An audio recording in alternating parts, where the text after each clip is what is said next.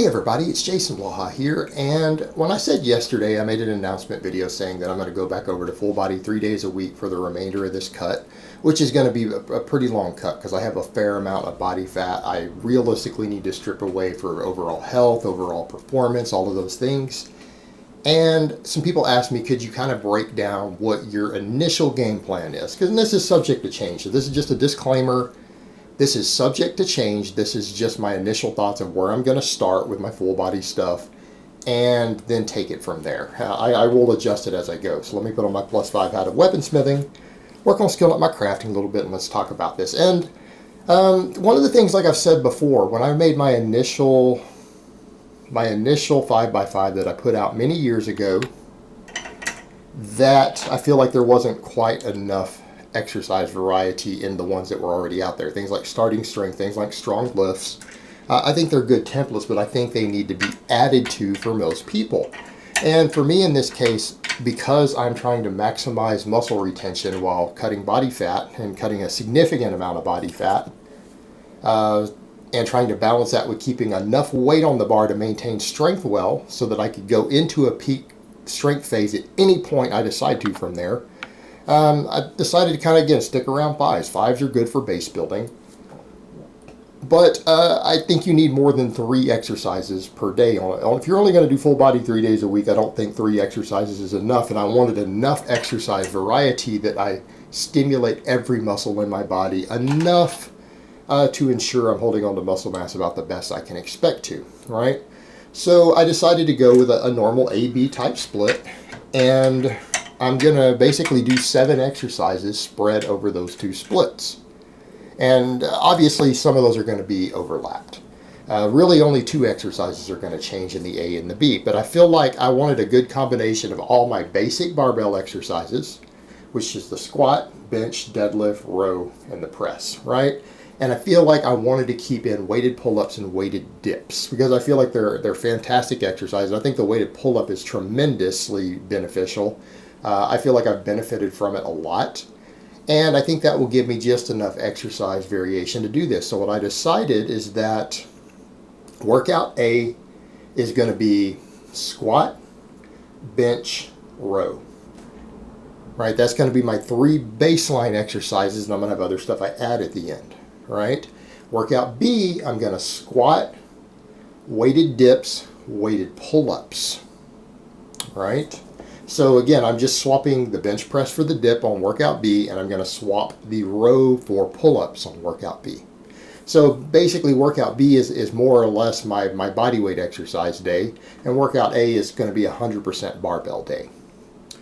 And for those 3 lifts on each of those days, I'm going to work with 3 sets of 5. Now my goal is going to be to approach a 5 rep max. Right, so I'm going to need to reduce the weight just slightly, possibly over some of the 2x5s I've been doing. I'll adjust it day by day. I'll probably pull about 10 pounds off of those lifts. Just to kind of get a feel for what I can do for 3 sets in a row.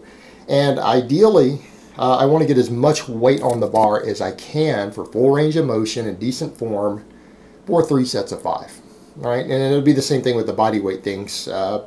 The heaviest weight I can handle for 3 sets of 5, essentially I want them to be pretty much 6 rep maxes or heavier, which will basically give me, when we start looking at growth stimulation charts, everyone understands that usually only the last 5 reps within failure, and there's good data on that, Krieger and other people to put out, actually stimulate muscle growth.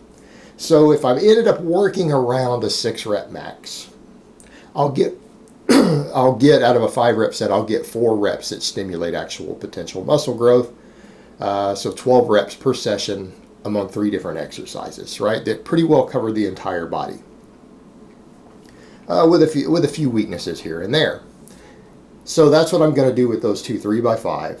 And then afterwards, just to make sure that my shoulders stay strong and I get a little bit of press work, I'm going to do 1 heavy set, more or less to close to failure, if not to failure. Within 1 rep of failure, if I don't go to failure, on the standing press. I'm going to shoot for a 5+ rep set.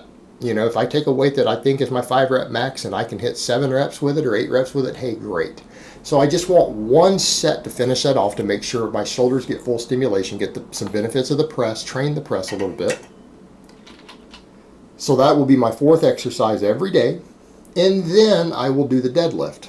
Now, I'm going to leave the deadlift really kind of up in the air because I don't know where I want to go with it fully. I'm probably going to start by doing something very similar to what I've been doing. Build to just a heavy hook grip, right? A hook grip set. And then maybe do back off work with double overhand just to keep training my grip and maintain the motor pattern. But as I've demonstrated before in the past, I can largely build my deadlift off of squats and rows. And this is basically just technique and grip work for me. Now, the question becomes, a lot of people would say, why are you throwing your deadlift in as the 5th exercise in a full body routine? That doesn't make sense. Shouldn't you be fresh when you do a deadlift? No, I disagree, particularly for strength athletes. Name for me one sport other than deadlift only meets in which you will ever be able to do a deadlift fresh. You can't. Furthermore, a lot of the way the deadlift taxes you is because people are doing what is legitimately their all-out deadlift sets fresh, and it just destroys your recovery. By saving them for the end of the workout, you will be limited in what you can lift based upon your overall level of fatigue. Therefore, the total impact on things like axial loading, recovery, and everything will be better, and it will train you to deadlift when you are fatigued after doing multiple other exercises first, right? And that's an important consideration there, and that is the reason I am tacking it on after all of this other stuff. Now, some people say, well, when your lower back be fatigued, aren't you at higher risk of injury? Yes. If I tried to do my true fresh 1 rep max on a deadlift after doing squatting and standing presses and all this other stuff, yes, that would be potential risk for injury. But I'm not going to do that. I'm going to keep the deadlift relatively light, and if I start working and doing it really heavy to try to push anything, I will do it on Fridays because I'm going to train Monday, Wednesday, Friday when I know I have 2 days off. And that's not going to matter whether it's a workout A or a workout B at that point. That's just going to work around my weekly recovery, right? So that's more or less what I'm going to do. And as far as any accessory stuff goes, obviously I'll throw stuff in at the end if I need it. What sort of stuff would I mean by that? Well, my bases are covered, but I don't know, maybe things like face pulls with bands. Or if I feel like I need some extra bicep work, some heavy cheek curls, right? Things like that. Things like that. The little minor stuff will be thrown in at the end, and that's the way these sort of programs usually work, and it usually works out pretty well. But overall, I feel this is a good balance. I think it'll be a workload I can handle 3 days a week while losing more than a pound of body weight a week potentially. And I'll be able to handle this and get away with it. And it'll give me 3 days to where I'll probably eat most of my carbohydrates for the week on my Monday, Wednesday, Friday. And then my other 4 days are going to be protein focused. Because again, I'm going to need the carbs pre-workout for training fuel, and I'm going to need them post-workout for glycogen replenishment and all that stuff. And then that's more or less what I'm doing. And a lot of people brought that up and said, you're going to be flip-flopping on calories. No, it's not really. This is pretty normal. Tons of athletes and lifters and everyone all over the world, even people who are prone to overeating, who are not in a bulking phase. Because if you're in a bulking phase, you need to be in a calorie surplus every day. If you're saying, I'm trying to maximize muscle growth, and you have days where you don't go into a calorie surplus, that's silly. But in the case of trying to maintain muscle, you need to maximize performance and you need to maximize recovery, which basically means I'm probably going to eat maintenance calories my 3 days a week. That's more or less how it's going to work. That doesn't mean junk food, doesn't mean bulking. That basically means all bro clean foods. And my other 4 days, it's going to be a considerable calorie deficit, right? With just a heavy focus on protein being actually 50% or more, probably more of my calories on my other 4 days. And again, just to give better overall thermic effect, energy turnover, larger calorie deficit, good muscle retention, and the satiety of it. And it's pretty much what I'm doing. That's what I did yesterday. You know, it's what I did yesterday. I fasted the first 5 hours of the morning, and then I loaded on protein all day. I loaded on protein and vegetables all day. So that's pretty much going to be the game plan. That's what I'm going to do. Is it subject to change? Yes. This is not necessarily what I'm going to do all the way through, but this is going to be my starting point. This is what I'm going to work with to start, and I'm going to assess it as I go. All right, guys, but that's really all I have to say on that today. I hope it's been informative, and I will talk to you guys next time.